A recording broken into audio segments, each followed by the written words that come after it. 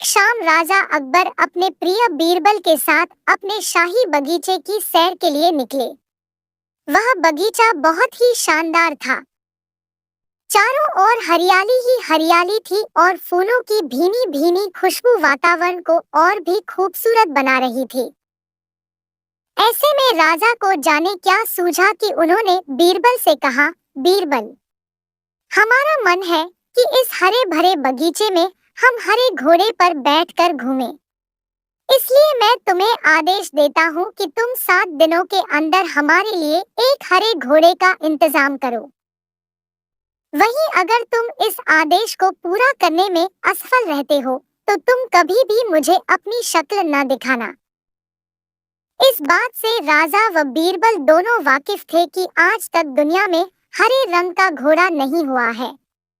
फिर भी राजा चाहते थे कि बीरबल किसी बात में अपनी हार स्वीकार करे। इसी कारण उन्होंने बीरबल को ऐसा आदेश दिया। मगर बीरबल भी बहुत चालाक थे। वो भली भांति जानते थे कि राजा उनसे क्या चाहते हैं। इसलिए वो भी घोड़ा ढूंढने का बहाना बनाकर 7 दिनों तक इधर-उधर घूमते रहे।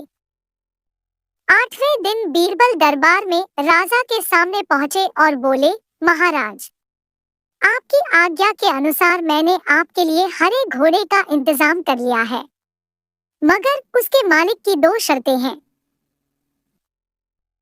पहली शर्त यह है कि उस हरे घोड़े को लाने के लिए आपको स्वयं जाना होगा। राजा इस शर्त के लिए तैयार हो गए।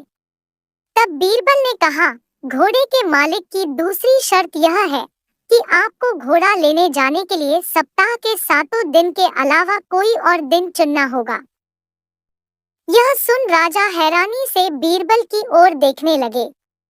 तब बीरबल ने बड़ी सहजता से जवाब दिया, महाराज, घोड़े का मालिक कहता है कि हरे रंग के खास घोड़े को लाने के लिए उसकी यह खास शर्तें तो माननी ही होंगी। राजा अकबर बीरबल की यह चतुराई भरी बात सुनकर खुश हो गए और मान गए कि बीरबल से उसकी हार मनवाना वाकई में बहुत मुश्किल काम है।